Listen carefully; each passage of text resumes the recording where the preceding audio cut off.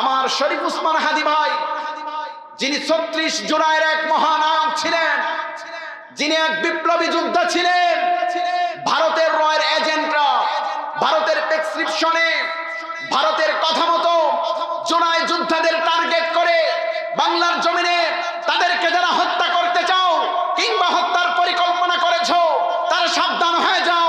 বাংলার জমিনের দালাল ছেলেরা এখনো জীবিত আছে।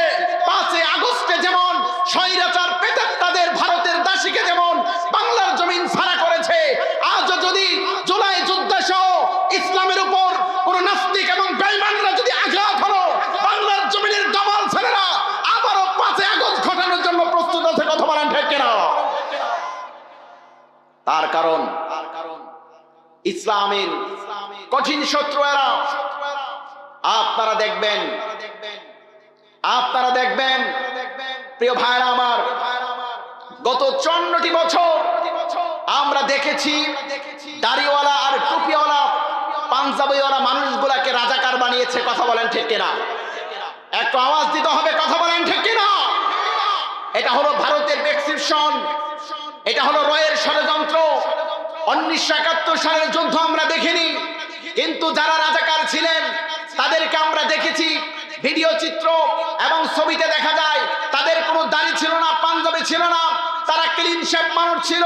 কিন্তু ভিডিও চিত্র বলেন আর পত্রিকা বলেন, গত 17টি বছর বাংলার জমিনের মানুষের কাছে এটা চিত্রায়িত করা হয়েছে। দাড়িওয়ালা এবং টুপিওয়ালা পাঞ্জাবিওয়ালা মানুষগুলাকে রাজাকার বানানো হয়েছে, দাড়িওয়ালা আর টুপিওয়ালা পাঞ্জাবিওয়ালা মানুষকে জঙ্গি বানানো হয়েছে, জেএমবি বানানো হয়েছে, নাটক সাজিয়ে মন্তস্থ করেছে। 5 আগস্টের পর যদি কেউ দাড়িওয়ালা আর টুপিওয়ালা পাঞ্জাবিওয়ালা মানুষকে যদি কেউ রাজাকার বলে, বাংলার জমিনে তাদের ঠাঁই হবে না।